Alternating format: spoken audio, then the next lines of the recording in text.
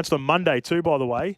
We've got 8 debutants in the squad, which will play in the tournament against Tonga and New Zealand. So for Australia, you've got Mitch Barnett, Bradman Best, Xavier Coates, Tommy Dearden, Zach Lomax, Mitch Moses, Reece Robson, and Lindsay Smith. How good? Any of those surprise you? Lindsay Smith's a big one. Lindsay Smith's a big one, but Isaiah Yeo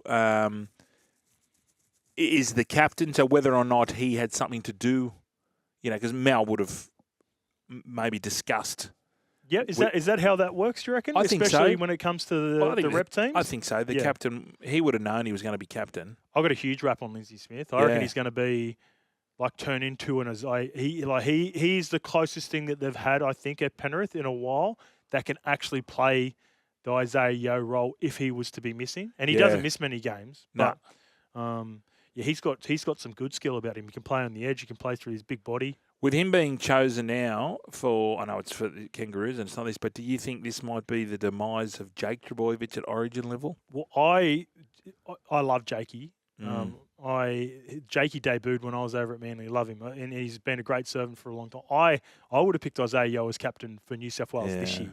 I was surprised Jakey got it. I could understand the reasonings because of how passionate Jakey is, and everyone loves him, and I suppose that's what Madge was trying to get out of him. But in terms of what Isaiah Yeo has done in the last 3 or 4 years, winning those 4 premierships and playing, I thought he was the obvious candidate for a captaincy if and when Nathan gets back and starts playing rep footy again too. Yeah, it's funny how they've changed the way they play the Panthers. Because remember, it was always Isaiah Yeo going to the line out the back to Nathan.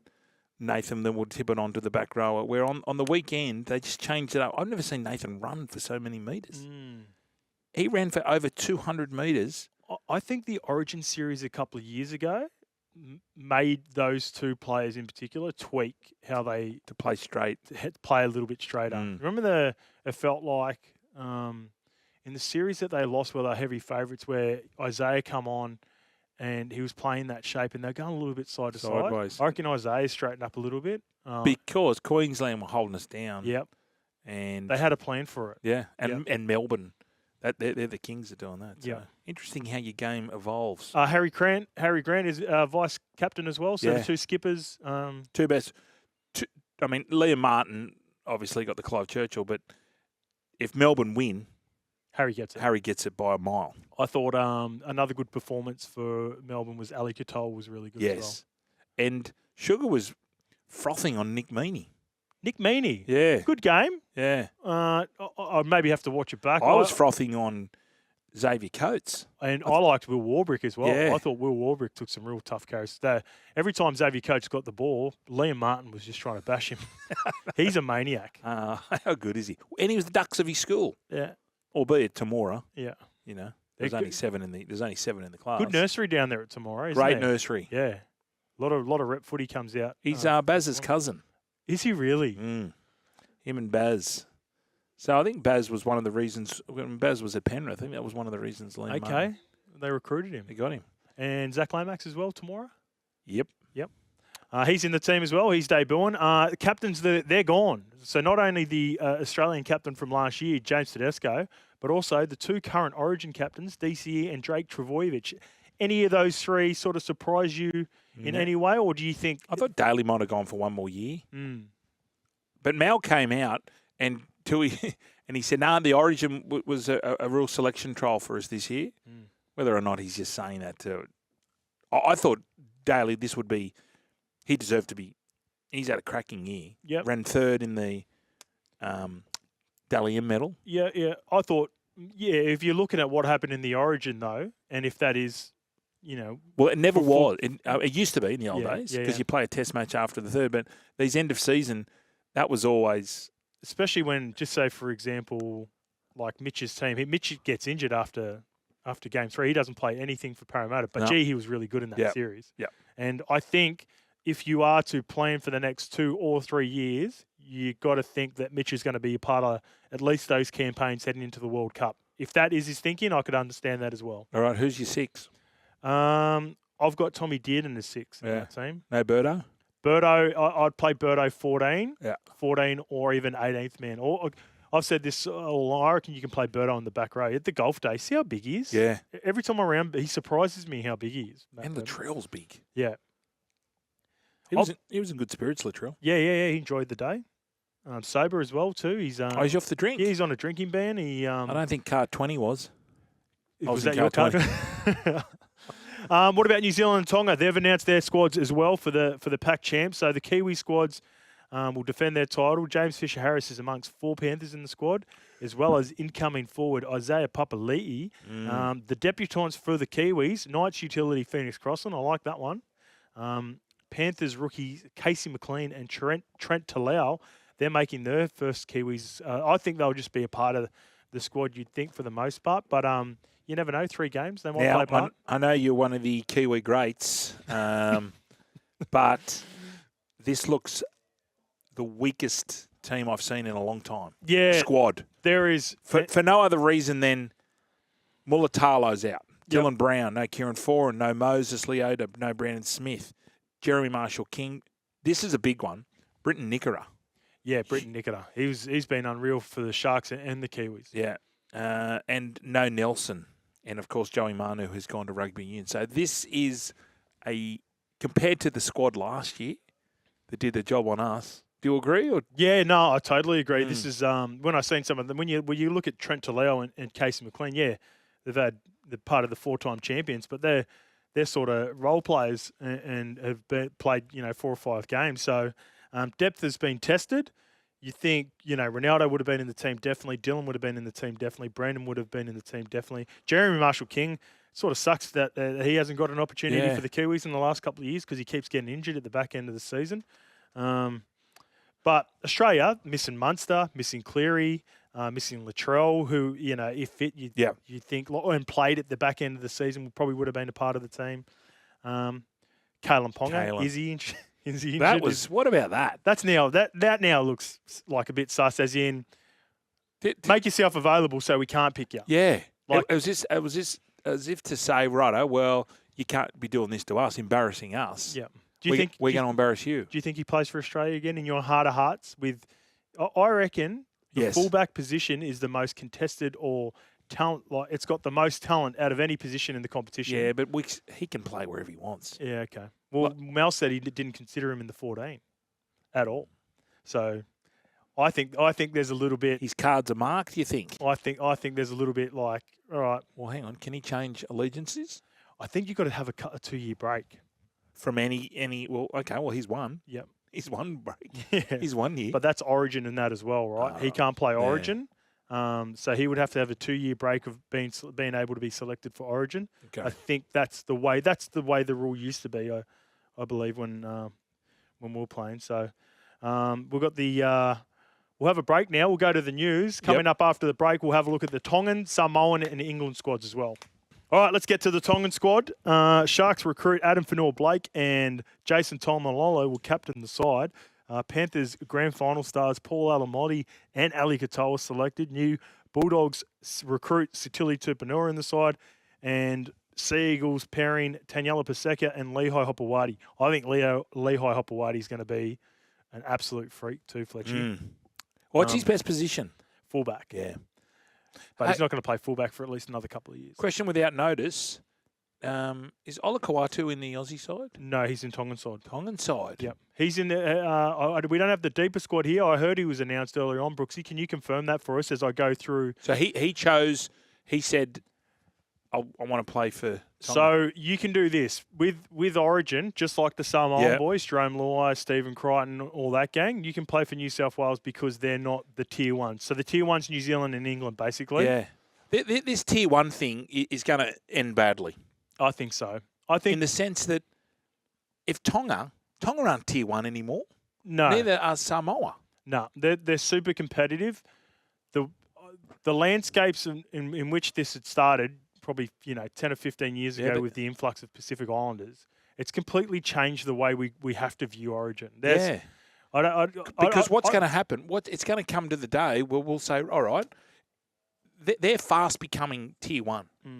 We're going to have to get ahead of the curve. We'll ask Freddie when he comes on. Yep. Because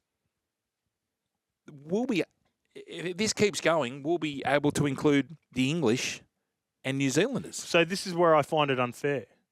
And no disrespect to any of these players like Olaquatu, Stephen Crichton, Jerome Luai, who have been able to represent New South Wales and then go and represent Tonga and Samoa. Victor Radley. Correct. How is it possible that a guy like Victor Radley with English heritage, who grew up in Australia in Bondi, can't represent New South Wales, but because England are a tier 1, that doesn't make any sense to me. They would have been a tier 1 10, 15 years ago. Yeah. Well, no, actually. Well, England did dust Tonga 3-0 last year. Yeah. I just feel that at the moment, Australia, as you just said, England, New Zealand, Australia are the peak. But it's not going to be far.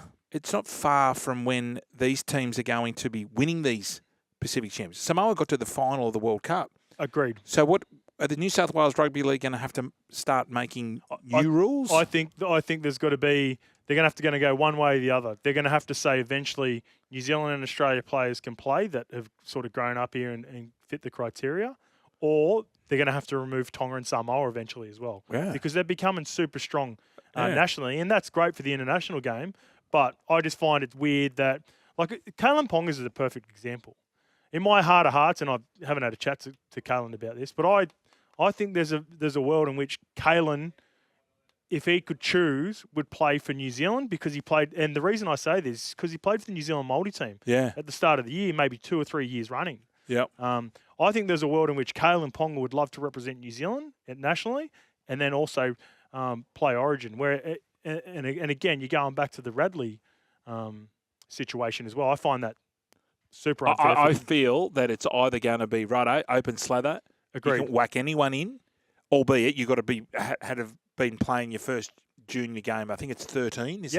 That's the rules? I think it was around 13 to 15, somewhere around there. I think it's going to have to go down that route. Because if we start saying, no, Stephen Crichton, Brian or Jerome Luai, you can't play, the level of Origin is going to drop. Yeah. Because they're bona fide Origin players. Yeah, agreed. All right, we've got someone who wants to talk about the upcoming test. We've got Warrior Holic on the line. Hey, lads. So, it's kind of interesting the way you guys are talking about this with the state of origin, eligibility and stuff. I've been sitting here thinking, if you rank how excited you are come round 1, how excited you are for state of origin 1, how excited you are before the grand final, and then right now, just before the test, I've got to say I've got footy fatigue and I'm not really that amped about it at all.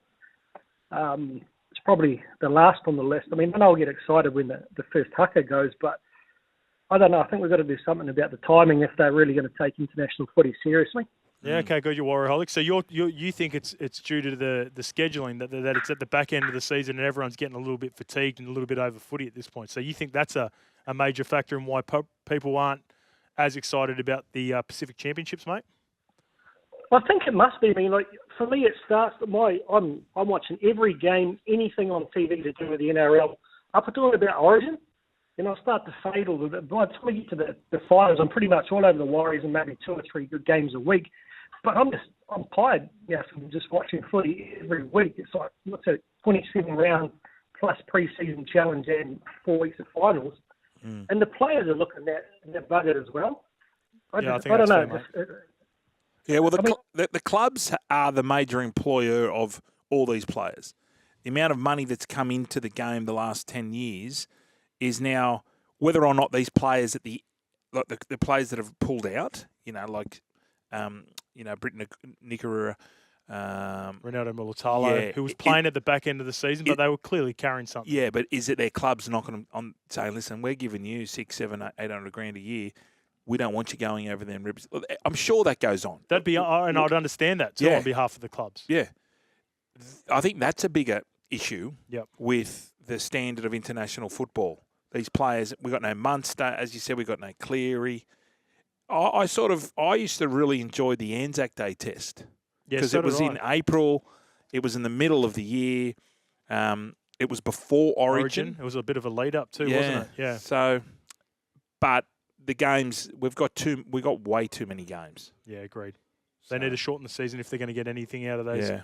Now, Holic, while I've got you, I need a good ramen joint in Tokyo. I need the best ramen joint. Mate, depends where you stay, mate, but there's a place called Ramen Street in Tokyo Station that's got about 10 of the top chain stores that they've got in a row there. You'll definitely find one there, mate. You'll definitely find one there. All right. Well, are you going to be over there in January? Mate, I'm there most months, so we might have to try and organise to show you a bit of an underground tour there. Oh yes, okay. Can I take Hey, before I go, can I just quickly give a shout out to all my other fellow NRL, amateur creators out there who put in hundreds and hundreds of hours every year to create NRL content for their clubs for very little love or money for it. I mean, I know there's guys like Scope, you guys do an awesome job, and we sort of aspire for that. But there's a lot of guys out there doing it for nothing, but creating some really good content for their clubs every week. So shout out to those guys, eh? Give them a shout out. Yes, you can, Warriorholic. And mate, give a shout out. Which ones? Tell us. I've seen some of your stuff, mate. You've sent some stuff to me over the years, and you do a really good job at it, mate. So well done. Yeah, mate. I mean, it's just something I did during COVID because the players are getting so much stick, and I just wanted to add some balance. But guys like the Paracave, mate, I have a lot to do with him. There's just so many. What's his name? The crazy man from the Bulldogs. Oh, there's just so many out there. I couldn't list them all, but just a big shout out to them because I really enjoy watching all their content during the week when you don't have anything on TV. So good on them. Well said, Warriorholic. Thanks for joining us, mate. I think we've got David on the line, and he wants to speak State of Origin eligibility. Is that right, mate? Hello, boys. I just wanted to mention the golf day, first of all. I work at the golf course where you guys were at, and I just wanted to say congratulations, well done to all the players and all the boys who showed up. It was a fantastic day for all of them. I thought they were great ambassadors for the NRL and also their own clubs. Thank you, David. The course is the Mickey too, mate. Hang on, David. Are you including Jeremy Lattimore into that? Because I don't know if you saw, he was up to no good, Jeremy. He's a massive unit. I didn't realise the size of him. Yeah, he's a big man, isn't he? He was just pissing behind your gum trees and also I think he might have dropped a cable in your lake too, just quietly. If I'm honest, I think Josh Papali was the biggest guy I've seen. If he was running for the try line, say, mate, that's all yours. Have a go. Yeah, I did that a couple of times too, Dave. I just wanted to say for State of Origin, I feel like it's a showcase event for the sport. And I think if you're a New South Wales school student or Queensland school student, you can play for it, irrespective of what country you came from. I think just to try and keep the best players in the game on display. And then for a national event, well, you play for your birth country. Yeah, I think that makes sense, mate. I think it will go towards that. I just think the way that the game's changed now with the influx of players that have either travelling from New Zealand, from the islands, and that are now, because a lot of them are getting recruited to come over and play schoolboy footy too, Fletch. Yeah. There are kids 13, 14, 15 that they might be going really well in New Zealand. You think about some of the scouts that they've had from over the years, and schoolboy footy's still a pretty big thing. You got Palm Beach Currumbin and Blacktown Pats and all those sorts of. But you just mentioned it then. So we've hit the first time ever the NRL's over 50% Polynesians. Yep. It's just going to be bigger and bigger. It's like, do you think it'll ever get to like 70%? I think it will. I think around 60. Yeah, I think around 60% will probably be the number. But you got to think. Yeah, I'm not too sure. Like the influx of Western Sydney and the Western Sydney culture and even up in Brizzy as well. So I think the NRL got to get on the front foot to get these sort of eligibility rules because it's all very wishy-washy at the moment. Yeah. Anyway, I think we've got to go to a break. Yeah, we're going to take a break, and coming up after the break, we'll talk some US sports. Welcome back to the Run Home with Scope and Fletch today. Got a text coming in through from Paul from Gundagai. Hey, boys, who are Samoa playing? I can't see them in this tournament. You're in luck, Paul. Yeah. I've got the teams in front of me. Samoa are playing England, and Toa Samoa have confirmed their 23-man squad. So, Panthers teammates Brian Toto joined a dozen stars unavailable after injuring his knee. Remember, he couldn't finish the grand final, Fletchy. Bulldogs centre Stephen Crichton is getting married next week. So does that mean he is missing the first week? West Tigers bound Jerome Loy will captain the side. Premiership winner Isaac Tungal and his brother Eels winger Jake Tungal are in the squad. We've got Blaze Talangi, Jazz Devanga, the new signing for the Manly Seagulls, Roger Tuivasa-Sheck and Dean Mariner, both elected to play for Samoa over New Zealand, and Origin star Jeremiah Nanai will play for Samoa as well. Ooh. So that's interesting too. We'll get to the England squad here. Sydney Roosters duo Victor Radley, Dom Young, Dolphins centre Herbie Farnworth, Newcastle Knights Kai Pearce-Paul, Tommy Burgess, who's heading over to play at Huddersfield next year. You've got Raiders lock Morgan Smithies. John Bateman is also a part of the team. He played the back end of the season at Warrington. England will play Samoa on the 27th of October in Wigan before meeting once on Saturday, the 2nd of November at Leeds Rhinos Headingley Stadium. Just best of two, is it? Best of two, it looks like, is it? And also, I just got some breaking news before that Liam Martin will not be a part of the Australian team. No. He's pulled out through injury, and we'll have a chat to Freddie in a bit because Hudson Young's had to be called out of the Prime Minister's 13, and he's the new face in the Pacific Championship. So, good intel. This is the Run Home with Joel and Fletch. Thanks to Hyundai Tucson. Run out on now. Don't miss out. T's and C's apply.